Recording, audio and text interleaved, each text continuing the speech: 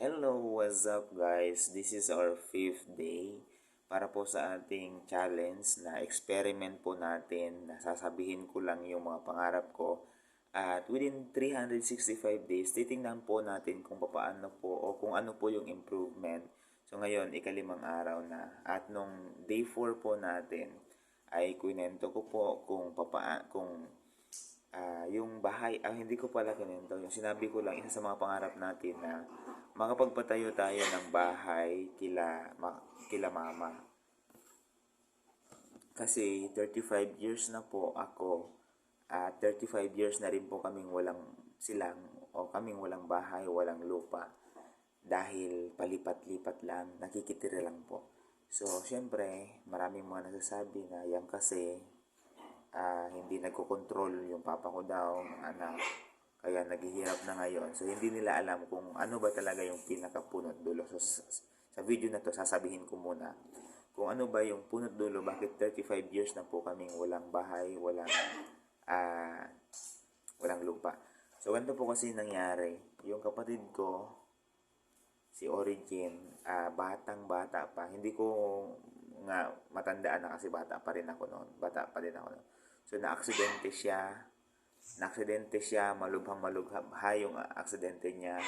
50-50 talaga siya. So, ang nangyari ay nabenta nila papa, nila mama yung kasi si mama meron. So, kinat ko muna kasi yung aso. Okay, patuloy ko. 35 years na si mama meron siyang mana sa kanyang parent. So, nangyari nung na-aksidente yung kapatid ko, halos nabenta niya yung mga lupa niya. Yung lupa niya, na mana niya ay nabenta niya. Tapos yon. So, syempre, napakalaki ng gasto. At si Papa, pastor yung trabaho niya, wala namang honorarium. Syempre, gano'n. So, pastor siya pero nagpo-farm siya. At alam mo naman yung farm dito sa Pilipinas. So, ganun yung nangyari. Tapos, nung siguro hindi ko na matandaan pero nung lumaki na nagkaroon na naman ng sakit yung kapatid ko si Origin. So halos dinala na naman siya, halos 50-50 na naman siya.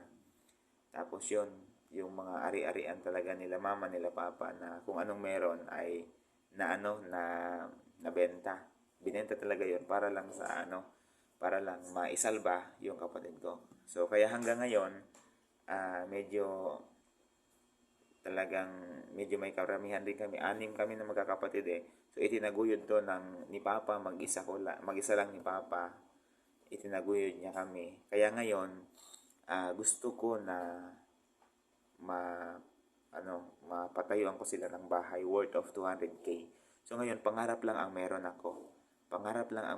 Wala pa tayo sa panahon ngayon, wala pa tayong pera. Pero alam ko magkakaroon ako niyan. So, kaya ngayon, isa sa mga pangarap ko na matulungan ko sila papa na magkaroon ng bahay, na magkaroon ng lupa.